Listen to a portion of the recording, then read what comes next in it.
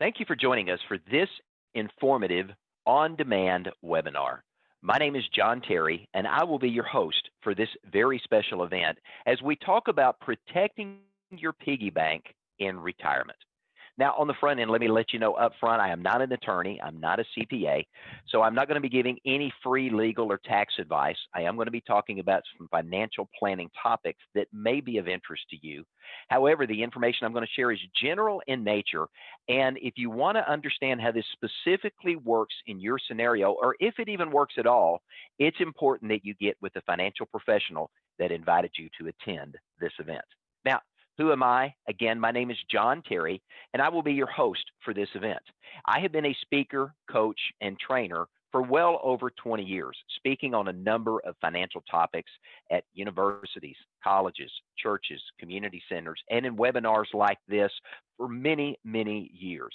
Something I'm very, very passionate about. I'm fortunate to be married to a beautiful woman from Costa Rica by the name of Yuri, and we live in Hot Springs, Arkansas. 6 kids, 3 grandchildren currently, 3 dogs, a cat, and a goldfish. So life around our house is never a dull moment. Now, this is the topic that's passionate to me because as I've traveled throughout the years speaking on estate planning, retirement planning, financial planning, this is a topic that always comes up after the fact. And this is the scenario that, if overlooked, can really wreak havoc in your retirement plan and can really take a lifetime of savings and cause those to evaporate in just a matter of months. So I want to encourage you to pay close attention to what we talk about. And then after I finished sharing this information with you, I want to encourage you to get back with the financial professional that invited you to attend this event so that you can get some detailed information about whether or not this type of planning strategy may work for you. So let's get started. Now, I want you to think about this. You have earned retirement. Now, what do I mean by that? If you're like most of us, you put in 30 to 40 years of hard work and you've sacrificed financially to have an opportunity to save. Well, guess what? Congratulations. If you've walked out the door of your place of employment, or maybe you were self-employed and you've sold that business and move on to somebody else, it's time to go have some fun in retirement. But as you get ready to either transition into retirement or if you're already there are a number of choices that you've got to make. And if you've not yet moved into the retirement phase of life, you've got to think about when you're going to claim Social Security, because you can claim it early and take a discounted payout for the rest of your life. You can claim it at what's called full retirement age and get your full benefit that you've been paying for through payroll deduction your entire life. Or if you wait and claim later on and defer claiming Social Security, there's actually additional credits that are paid into the amount of money that you would receive, substantially increasing that benefit. Now, as your Social Security check has to cover 2 lives, yours and your spouse's if you're married, this claiming decision is something that's very important. The second decision that you've got to make is how much guaranteed income are you going to need in retirement to make sure that you can pay the bills versus that discretionary money that maybe you can take a little more risk with. And if you lose some of it, it's okay. Well, maybe it's not okay, but at least you can live with the fact that you've got enough guaranteed income to pay the bills. And then the third big question is, how am I going to pay for health care? I've got Medicare that covers a lot of my expenses in retirement, but it doesn't cover everything. How do I make sure that I am not going to leave myself financially exposed for what Medicare doesn't cover? We're going to talk about that in this particular on-demand event. And then lastly, how are you going to leave a legacy for those that you leave behind? Making sure you've done proper survivor planning for your surviving spouse, and then the most tax-efficient way to transfer your assets to your kids, your grandkids, or a charity or a cause that you care about is something that's important and good conversations for you to have with your financial professional. But there's one thing that can break the bank. If you think about retirement planning and all this money you've saved, there are a few hammers hiding in the closet, and there's one 800-pound gorilla in particular I want to talk about. But there's a few things that can break the bank as you transition into retirement. The first of those is inflation. Now, why inflation? Because inflation is a secret eroder of your purchasing power over time. You know, I think back to when I was a kid growing up, my grandfather had a gas station, and I remember the cost of gasoline was 25 cents a gallon. And they got into a gas war in Fort Smith, Arkansas, where I was growing up, and I saw gasoline get to 15 cents a gallon. And I remember when it started moving back up, and as it got to 50, 75 cents a gallon, I remember my mom making the statement that if gas ever got to $1 a gallon, people would stop driving. Well, where are we today? In some parts of the country, gas is $3, $4, and $5 a gallon, and people are still driving their cars. But inflation eats away at the purchasing power of money. Think about the cost of gasoline. Think about bread, milk, other things that we bought that are much more expensive today. As you move closer to retirement, a lot of the things that we spend money on are increasing at a significantly higher inflation rate than other parts of the overall economy. And if unplanned for, it can break the bank over time. Now, a market downturn can also break the bank because if you've got all your money in an investment that's directly tied to the stock market, and we see another 2001 or 2008 where we see a 40 or 50% decrease in the market, that can literally break the bank because now you're retiring with less money. Healthcare is another big issue that can break the bank, and we're going to spend some time talking about healthcare because this is the 800-pound gorilla in the room that nobody wants to talk about. Now, what am I talking about? I'm talking about extended healthcare issues, not the type of care that you have where you get sick and then you get well. We're living long enough today that our bodies begin to physically wear out before the rest of us does. And we may get to the point in our lives that we're going to require assistance with activities of daily living. I'm talking about things like being able to dress yourself, being able to feed yourself, being able to transition from a sitting position to a standing position, to walk without assistance, those type things that happen as we get older. And due to the fact that we're living longer than any previous generation, dealing with what's often referred to as long-term care or custodial care, care that is provided when you stop getting well, but you've got to have ongoing care because you can't take care of yourself. Those are major issues. And over the last several years, we've seen a significant increase in the number of cognitive issues such as dementia and Alzheimer's. Now, by definition, what is extended care? It is care that is provided to you so that you have the opportunity to live life in comfort and dignity despite a lingering illness or injury. It's care that allows you to be able to enjoy some quality of life while you've got something that's still hanging on that won't let go. But the question always comes up, but John, what if this never happens to me? Well, if it doesn't, you can knock on wood, you can say a prayer and say, thank God, whatever is appropriate for you. But you need to understand the fact that according to the U.S. Department of Health and Human Services, the odds are 7 in 10 retirees over the age of 65 are going to deal with a long-term chronic care or extended care event prior to death. Now, let me say that number again. 7 out of 10, 70% of people 65 years of age or older are going to deal with an extended care issue prior to death. Why? Again, we're living longer. Medical technologies allow us to survive the things that used to kill us. And so we are living to the point now our bodies are literally wearing out before we finally decide to leave this earth and go to our reward, whatever that might be. Now, you may never need care, but if you did, how is that going to impact your family physically, emotionally, and financially? It's important as you think about extended care and long-term care events, it's not just about you. Being unprepared for this uncertainty impacts you, but it also affects your spouse and your children because they're typically the ones that you are going to lean on first to provide care if and when it may be needed. Now, life as you may know it may end for you if you suffer an illness or injury that you can't recover from. But others that you may ask to help are going to have to give up their lives to be able to help you too. A wife may have to leave a job prematurely. Children may have to relocate to take care of you or relocate you to be able for them to help provide care that's needed. And anytime an extended care event happens, it impacts the entire family. Now, again, you may never need care, but if you do, how are you going to pay for it? Really, who writes the check in the event you suffer an extended care event and you've got to pay somebody to take care of you? Well, number one, you can self fund, you can write the check yourself. The question for all of us is, how long can you write the check before the bank account runs out and there's no more money in the account?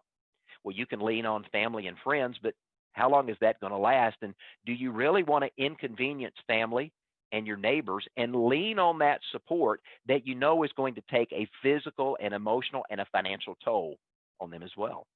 Well, you can lean on the government, but there are limitations to what the government will pay. And understanding those rules, you may realize that's really not the type of care that you want if you had a choice in the matter. Or you can lean on insurance. Now, there are traditional solutions that are available to pay for extended care, and there are new, what we call asset-based solutions that give you some flexibility and control that maybe you did not realize were available. So let's take a look at these four options in terms of paying for care, and let's talk about those. Number one, you pay. So if you're going to pay, where's the money going to come from? Well, from your 401k, your IRA, your checking or your savings account, annuities, stocks, bonds, things that you may own. And as I already said, you can only do this for so long, and then you're out of money. And when you run out of money, guess what? Your surviving spouse has run out of money too. This is the 800-pound gorilla that can literally destroy the piggy bank and suck it dry in a very short period of time. And then the big question you've got to ask is, if you're going to pay, is which bucket get robbed first? Is it the paycheck bucket? Is it your Social Security? Is it your pension check? Is that annuity payout that's helping provide guaranteed income for you? Is it money coming from your bond portfolio? Are you taking money out of your IRA or your 401k? Or is it coming out of your paycheck bucket? Money that you don't need for guaranteed expenses, but that's your fun money that you wanted to use to travel, to enjoy life, and to do the extra things that go above and beyond just surviving in retirement. Or maybe you've got to go tap that rainy day bucket, money that you've set aside for an emergency. Typically, so folks have got a handful of money, anywhere from $30,000 to $50,000, that a lot of folks will set aside. And for some reason, that seems to be a magic number that people think will get them by. But what they find out is, as they begin to spend money for extended care, one bucket after another gets emptied. And then at some point, there are no more buckets to empty out. Well, number two, again, you can lean on family and friends, and they might be willing to either volunteer or they might be willing to help pay for care for a period of time. But there's a twofold question you've got to ask there. How much can they afford to pay, and how long can they afford to pay it? And what about the financial implications on them if they're investing their hard-earned money, their savings, and they're deferring doing things for their family to have to pay for care for you? That's a tall order to put on friends and family. Now, you can always look to the government. Now, Medicare, as many of us know, is a healthcare system that is provided by the United States government as a social safety net, and it provides preventative healthcare services as well as hospital, or what we call rehabilitative services, where you have a surgery, you get well, you leave the hospital, and you go back to life as normal. Now, when it is no longer rehabilitative care that you can recover from, and it becomes what we call custodial care, understand Medicare does not pay for long-term extended care. Once you stop getting better, Medicare stops paying.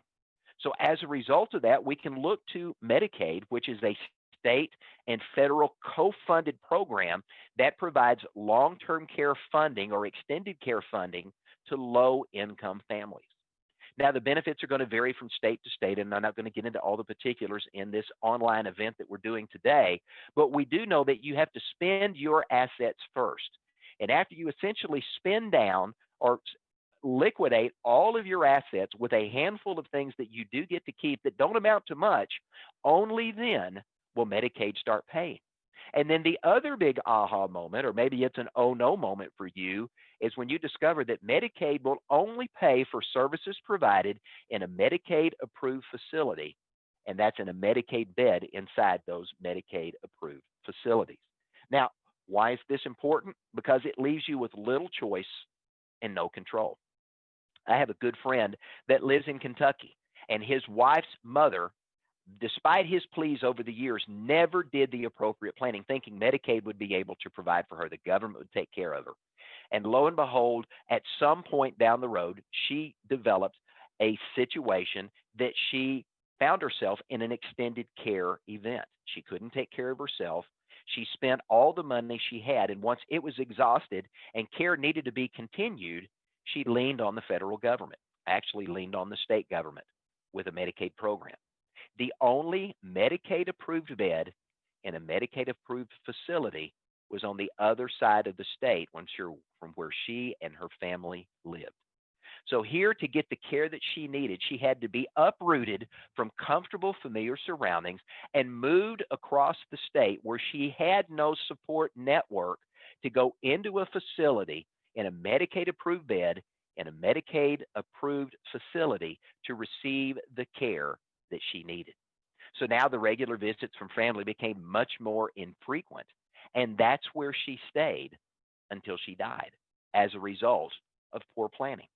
Now, we've talked about first three, and in number four, you can always transfer the risk of payments to an insurance company. We do that all the time now. We do that with our auto, with our home, and with our health care.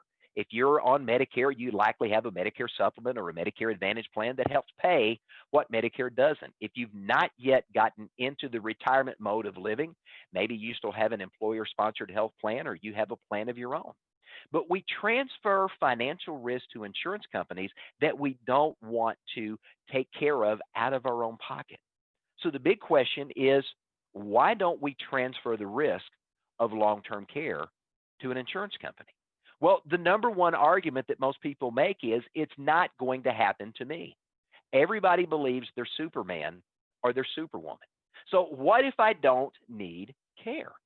The big argument is always put forth, well, long-term care insurance can be great, John, if we need it, but what if we don't?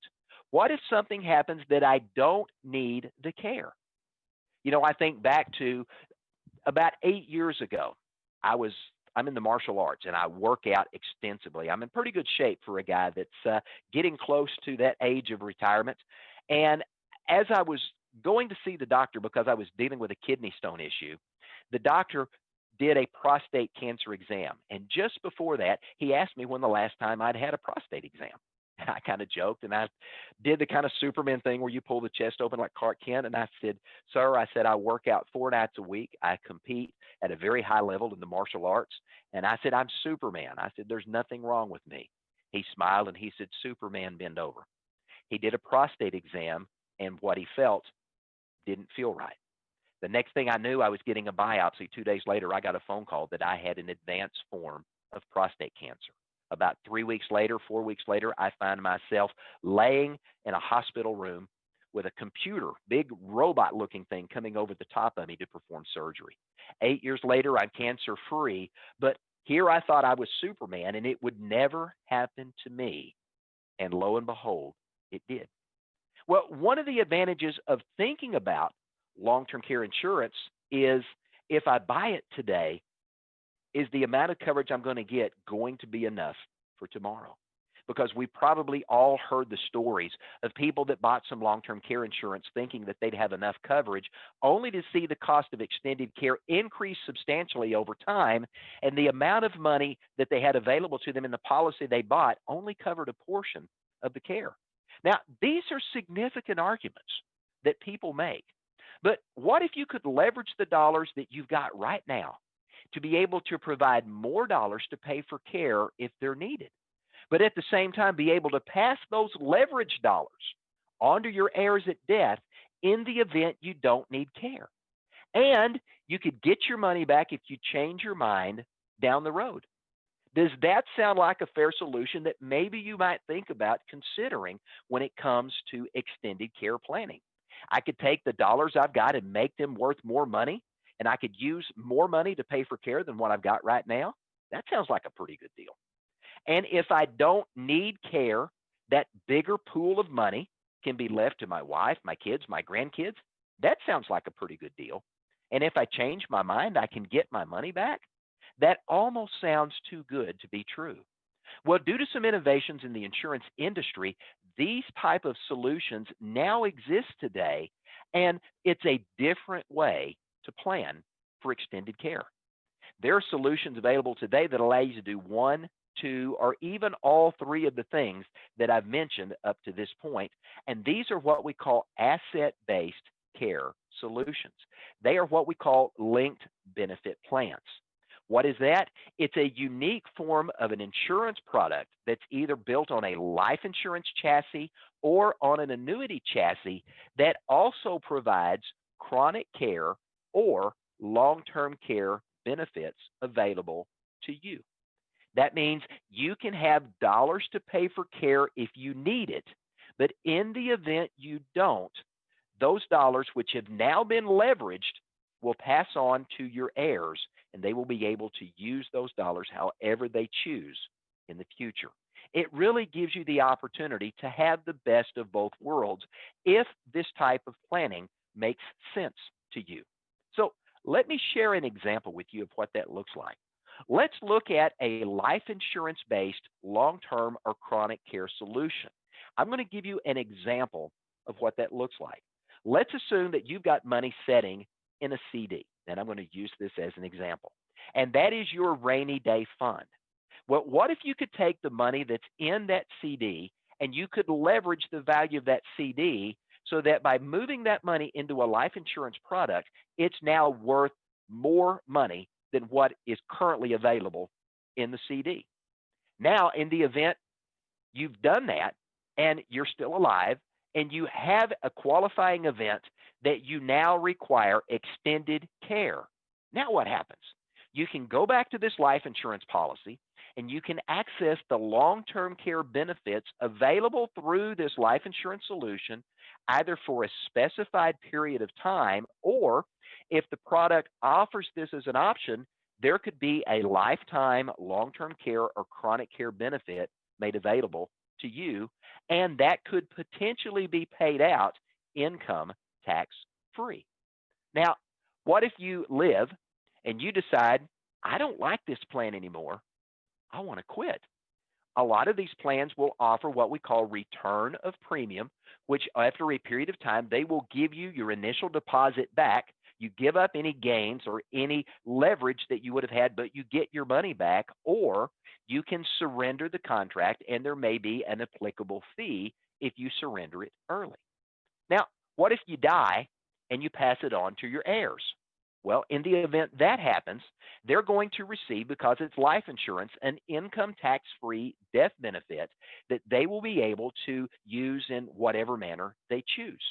Now, interestingly enough, if you live and require care and long-term care benefits are paying out and then you die, whatever is left over in that life insurance policy still passes to your heirs as an income tax-free death benefit.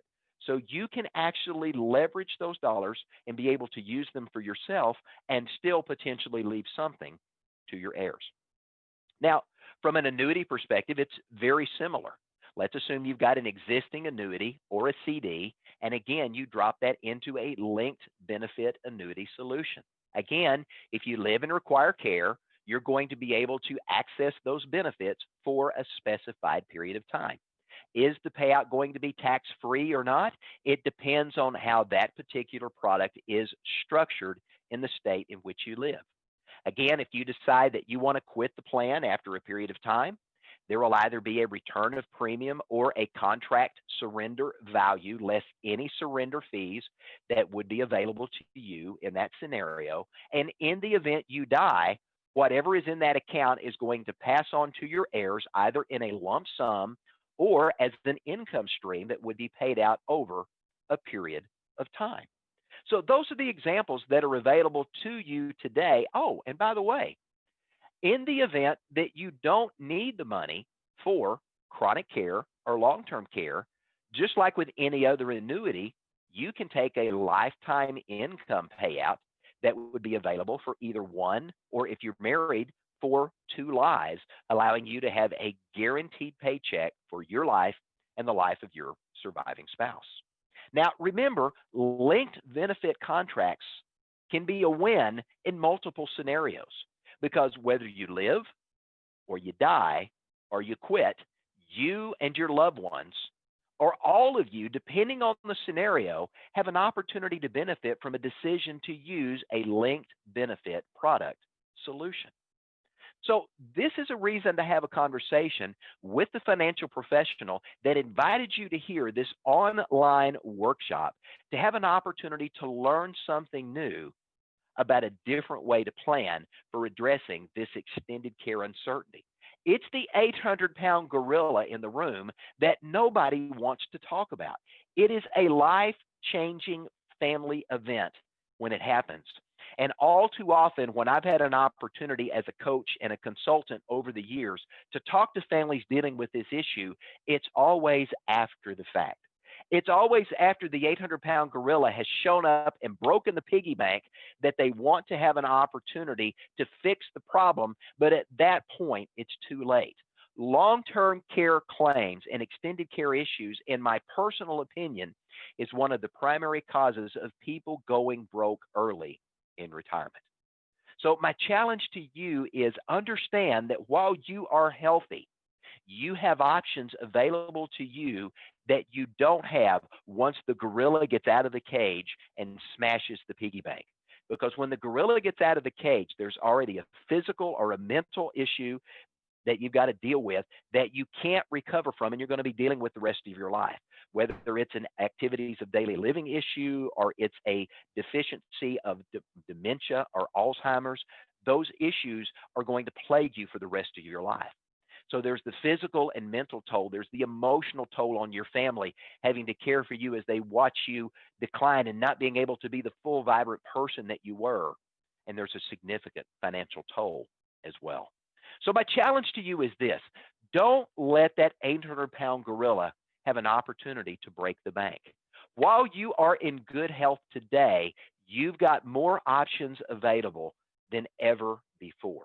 And in the event you wait until you've already had the proverbial health car wreck, it's too late. But even if you're already somewhat sick, but you're not to the point that ADLs have become an issue yet, there's still options that you can consider. In fact, there are options available in these asset-based solutions that do not require medical underwriting. So again, even though you may have some issues that you're dealing with, there may be financial solutions available today that weren't available to your parents or your grandparents that you didn't even know were available. This is a valid reason to go back and have a conversation with the financial professional that invited you to this event. So as we wrap up, let me just say thank you for being with us. And let me let you know that the financial professional that invited you to this event would like to say thank you for attending. They invited you here because they are concerned about your welfare and your well-being. And they want to make sure that you're able to make informed decisions about your money, understanding the risk that you face in retirement, including the risk, maybe like this one, that you either didn't know were there or up to this point, you had the blinders on and you said, it's never going to happen to me. Again, remember the odds. 7 in 10 seniors, 65 and older, are going to deal with an extended care event before they die. Now, the financial professional that invited you to this event would love to have a follow-up conversation with you after you've had a chance to conclude watching this to do one thing: answer questions that you may have, discuss whether or not this type of planning is suitable and appropriate for you. And as a thank you for scheduling a complimentary visit with them, they would like to extend to you either an opportunity, if you can get together with them in person, because at the time we're recording this, we're still dealing with the coronavirus pandemic. So if you can get together and you're comfortable doing that, they'd love to get together over lunch or a dinner and have a conversation, or even a cup of coffee during the day. If not, they would love to get with you by phone or through video conference to have a conversation. And for meeting with them, if you can meet and they can buy your lunch or coffee, fantastic. But if not, and you guys meet either online or on the phone, they'd love to share a gift card with you so that you can buy dinner or get some coffee on your own as a way to say thank you for being willing to have an important follow-up conversation to discuss whether or not this type of planning is suitable and appropriate for you.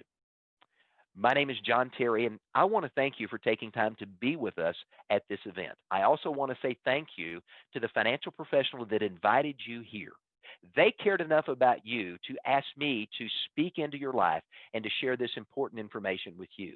Now, I want to ask you to do one thing in return. If you found this information of value, please take the time to reach back out to the individual that invited you here. Schedule that complimentary call with them. No cost, no obligation, but I would like for you to understand what your options are and whether or not this type of planning may make sense. I can promise you one thing, that the conversation you have will be beneficial, and the individual that's going to meet with you is not going to try to sell you something that is not in your best interest. And the information that you're going to get from that is going to be valuable. And they're going to either buy your lunch, buy your dinner, buy you some coffee, or send you a gift card so you can do that on your own. So I don't know where you can go wrong there. But anyway, thank you for joining me. I appreciate your time. Have a great day. And I look forward to having you be with us on a future adult education event that we'll be sharing.